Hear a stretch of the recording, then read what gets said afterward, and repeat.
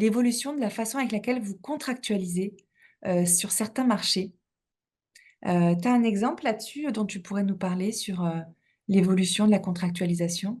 Oui, alors toujours en gré à gré par contre, parce que aujourd'hui le code, il peut permettre de répondre sur des accords cadres à bon de commande, où c'est peut-être plus simple d'activer des prix à la journée ou des choses comme ça. Mais en tout cas, ce qu'on a mis en place pour l'instant en gré à gré, c'est un contrat sur de la désimperméabilisation de cours d'école. Et là, on a convenu avec, bon, c'est un client de longue date avec lequel la confiance est établie. On lui a proposé de définir un budget plafond qu'on a évalué ensemble par rapport à un nombre de réunions, à un budget imaginé pour les travaux, etc., pour connaître le volume à peu près quand même d'heures à fournir. Et on s'est dit, bah, on réévaluera par exemple tous les mois, ou si on estime que là ça dérape, on te prévient.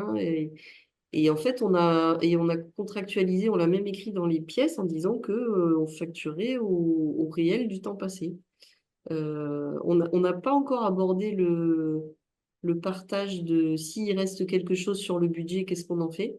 Ça, on l'a pas encore abordé ensemble. Mais pour l'instant, ça fonctionne et même les services administratifs ont pu inclure ça dans les pièces administratives, donc ça bouge. Et pour l'instant, ça fonctionne très bien. Donc, ce qui est chouette dans cette liberté, en fait, donner un peu plus à prendre du temps, ça a permis d'aller visiter des cours d'école qui se sont faites sur une autre collectivité, de prendre ce temps de partage d'expérience. Ça a permis aussi de faire des groupes de travail avec tous les partenaires autour du projet. Donc, ça va des élèves qui vont utiliser la cour, aux enseignants et au personnel d'entretien. Il y a des problématiques qu'on n'avait pas du tout imaginées aussi, qu'on a pu découvrir avec ces dialogues. C'est autour des jeux dans les écoles. En fait, aujourd'hui, on met des copeaux de bois, par exemple.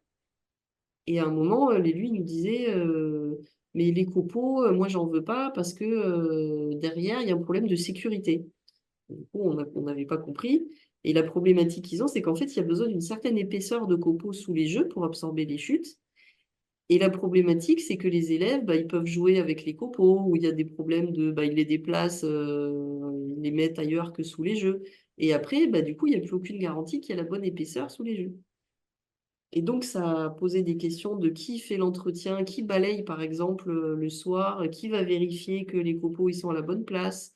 Donc, en fait, il y a plein de choses autour de cet enjeu-là des copeaux qui sont là pour éviter des matières synthétiques, par exemple, pour l'absorption des chocs. Et donc, il y a les enseignants qui sont mêlés à ça aussi, parce que peut-être que ça peut être des tours de rôle des élèves qui vont remettre au bon endroit, puis même déjà de leur expliquer à quoi ça sert, parce qu'ils n'ont sûrement pas conscience de ces problématiques.